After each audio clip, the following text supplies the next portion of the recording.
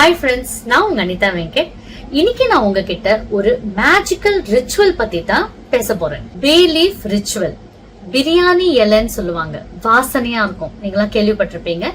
அந்த பே லீஃப் பத்தி தான் நான் இன்னைக்கு பேச போறேன். இந்த பே லீஃப்ல அவ்வளோ எனர்ஜி இருக்கா அப்படின்னு நீங்க கேட்டீங்கன்னா கண்டிப்பா ஆமாங்க. இந்த பே லீஃப் ரிச்சுவல் நம்ம பண்ண நம்ம வீட்டுல மணி பிளாக்கேஜஸ், அப்புறம் இந்த ஹெல்த் இஷ்யூஸ், இல்ல வீட்டுல அடிக்கடி சண்டை சச்சரவு, ஹஸ்பண்ட் அண்ட் ஒய்ஃப்குள்ள எப்பவுமே ஒரு சண்டை சச்சரவு, இந்த மாதிரிலாம் இருக்கு. இது எல்லாமே நீங்கி வீட்டுல பீஸ்ஃபுல்லா மகாலட்சுமி கடாட்சத்தோட வாழ முடியுங்க. வீட்டுல சந்தோஷம், peace of mind, family bonding, அப்புறம் நல்ல பணவரவு, இது எப்போதுமே இருக்குங்க. இந்த பே லீஃப் ரிச்சுவல் பண்றதுக்கான ஒரு சில பொருட்கள் தேவை.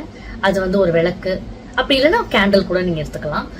கிரீன் கலர் பென், கிழியாத பே லீவ்ஸ், இதாங்க வேணும், வேற எதுவுமே வேண்டாம்.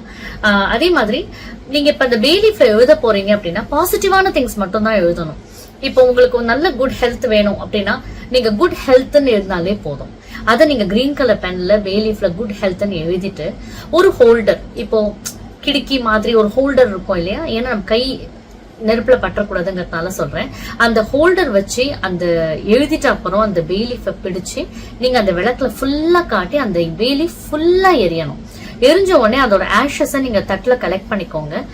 மாடிக்கு போயிட்டு யூனிவர்ஸ்க்கு தேங்க்யூ சொல்லிட்டு ஜஸ்ட் ப்ளோ இட் ஆஃப். இந்த பே லீஃப் ரிச்சுவல் மந்த்லி நான் 2 வாட்டியாவது பண்ணிடுவேங்க. இந்த ரிச்சுவல் ரொம்ப ரொம்ப பவர்ஃபுல்லானது.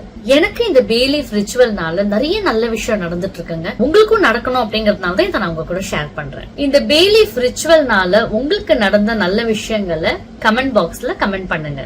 தேங்க்யூ. நல்லது நடக்கும், நல்லது மட்டும் தாங்க நடக்கும்.